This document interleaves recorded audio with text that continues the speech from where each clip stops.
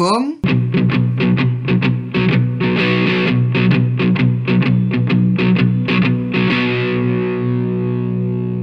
aux portes du Luberon, entre Cavaillon et Cheval-Blanc, des terres agricoles d'excellente qualité sont actuellement détruites pour laisser la place à une nouvelle zone d'activité, la zone des hauts banquets. Depuis près d'un siècle, ces terres sont consacrées à l'agriculture, autrement dit à nourrir des hommes. Les champs sont protégés par des haies de cyprès et irrigués par un important réseau de canaux connectés au canal Julien. Remarquez également la situation idéale de ces champs. En plaine, sur de la terre souple, déposée par les crues de la Durance, il y a de l'eau, du soleil. Bref, c'est un paradis nourricier où pousse à peu près tout ce qu'on a besoin de manger. Or, M. Daudet, maire de Cavaillon et président de l'agglomération, ne voit pas de paradis nourricier sur ces terres. Il voit un autre paradis, celui qui se crée à coups de béton, de goudron et de camions. Un paradis d'un autre siècle qui n'a plus sa place aujourd'hui. En 2016, premier essai raté pour lui, alors qu'Auchan se retire de son projet de zone commerciale vieux d'une dizaine d'années. C'était sans compter sur la lutte des citoyens et des associations environnementales. Dès 2017, un nouveau projet sort du chapeau, le Naturalube. Quel joli nom pour cacher une réalité contre nature, la destruction de nos meilleures terres agricoles. Nous avons lu à l'école les célèbres romans d'Alphonse Daudet, les lettres de mon moulin, la chèvre de Monsieur Seguin, qui célèbre les paysages de Provence avec ses collines et ses cigales. On peut se demander si malheureusement les lettres de mon rond-point ou la pelleteuse de Monsieur Seguin n'inspirent pas davantage la mairie aujourd'hui. En 2020, la création de Naturalube est votée en conseil communautaire. Écoutons Monsieur Daudet. Le conseil communautaire est invité à approuver le dossier de création de ZAC des Hauts-Banquets Naturalube. L'objet de la ZAC des Hauts-Banquets est l'aménagement d'un parc d'activité d'environ 46 hectares. Bon, on reprend un peu les choses, mais c'est comme ça, c'est administratif. Permettant l'accueil de 145 000 m² de surface de plancher, d'activités diversifiées avec des retombées favorables pour le développement de l'emploi sur un territoire de l'agglomération, environ 1600 emplois attendus. Le projet accueillera des activités tournées autour de la naturalité et s'inscrit dans une opération d'intérêt régional positionnée sur les marchés de filières de biocontrôle et intrants naturels, ingrédients naturels, alimentation de qualité, nutraceutique, etc. Il vise à proposer une offre d'accueil nouvelle pour tout type d'entreprise. Ah, l'ultime argument de l'emploi comme justification pour bétonner, supprimer des terres fertiles qui pourraient justement nous nourrir et développer l'agriculture locale. Or, en 2023, Daudet revoit sa copie.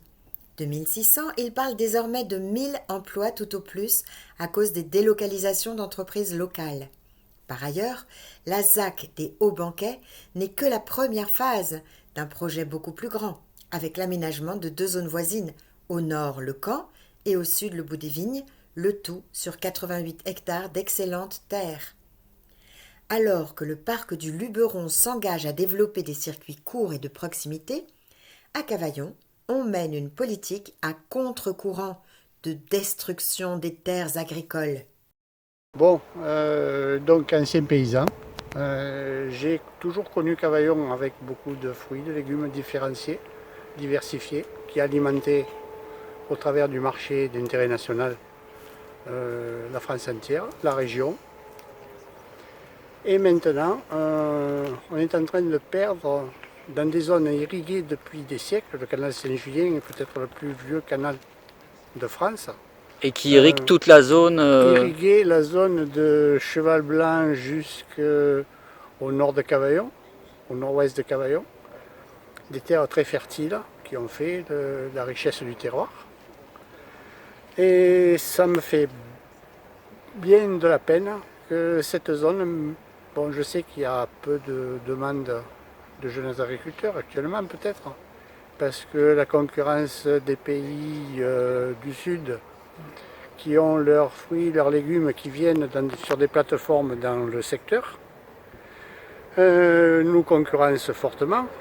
Les Espagnols, les Marocains vont dessaler l'eau de mer pour nous envoyer des légumes, là, en tant que vieux paysan, je ne comprends plus. Alors que les gens d'ici pourraient manger des choses qui poussent ici. Localement, il n'y a plus que quelques petits agriculteurs au travers des AMAP, au travers de petits jardins, avec de grosses difficultés pour acquérir du foncier, parce qu'il y a justement cette concurrence avec les pôles logistiques qui peuvent acheter du terrain beaucoup plus cher qu'un petit paysan qui s'installe.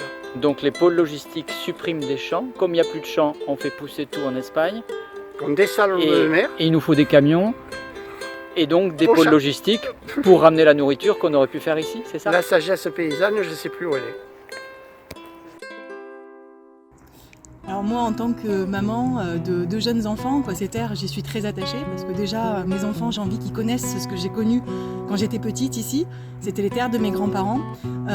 Ici, j'ai toujours senti l'eau sous mes pieds quand je marchais pieds nus dans les terres. J'ai toujours entendu la vie grouiller à côté. Et mes enfants, j'ai envie qu'ils connaissent ça aussi pour demain quand ils seront grands. D'avoir encore des paysages qui soient vivables, une qualité de vie pour eux, que ça ne soit pas ici grillé par le soleil, grillé par le vent. Parce que finalement, il n'y a plus que des entrepôts, il n'y a plus que du béton, il n'y a plus que des camions, et il n'y a plus rien, il n'y a plus d'eau, il n'y a plus de champs. On n'a plus la Provence qu'on a connue quand on était petite, et on n'a plus cette qualité de vie qu'on a envie de donner aussi à nos enfants. Et sur ces terres, on peut faire pousser quoi? On peut faire, la richesse et la diversité du marché de Cavaillon, c'est qu'on peut tout faire pousser. Il y a tout qui pousse ici. Mais oui, il n'y a pas de cailloux, on peut faire des asperges, on peut faire des tomates, on peut faire le melon de Cavaillon, on peut faire des aubergines, on peut faire des salades, on peut faire des pommes de terre, il y a eu de la vigne, il y a eu des pêchers, des poiriers, des pommiers. Alors on fait comment?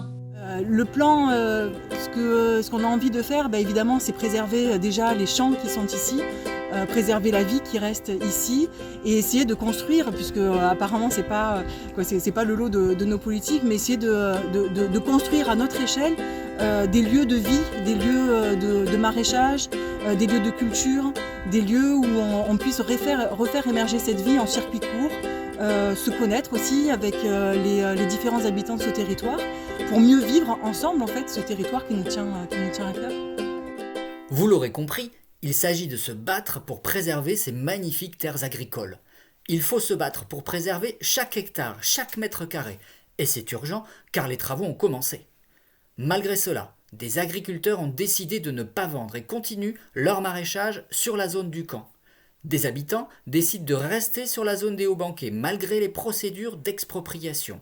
Et surtout, il y a les associations environnementales qui se battent avec des recours juridiques pour stopper le projet, avec de la sensibilisation sur le terrain pour alerter les citoyens, et avec des propositions alternatives compatibles avec le monde d'aujourd'hui et de demain. Citons notamment le collectif Sauvons nos terres 84, qui défend depuis 2020 un projet de ceinture verte agricole pour Cavaillon. Comme l'ont montré les retours d'expérience d'autres villes, les ceintures agricoles sont un levier de prospérité et d'attractivité pour un territoire, tout en assurant une réelle transition écologique.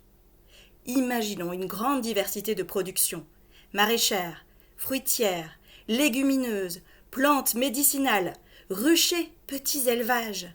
Ce projet alternatif nourrira en premier lieu la population de Cavaillon en approvisionnant les écoles, hôpitaux, restauration collective et magasins de producteurs. En limitant le nombre d'intermédiaires, on offrira une rémunération juste aux agriculteurs et un prix accessible aux consommateurs. Et cerise sur le gâteau, cette ceinture agricole sera un vrai atout éducatif et social. Nos enfants en seront les premiers bénéficiaires, ils comprendront mieux l'origine de leur alimentation et ils grandiront dans une nature préservée. Protéger ces terres, c'est protéger leur avenir.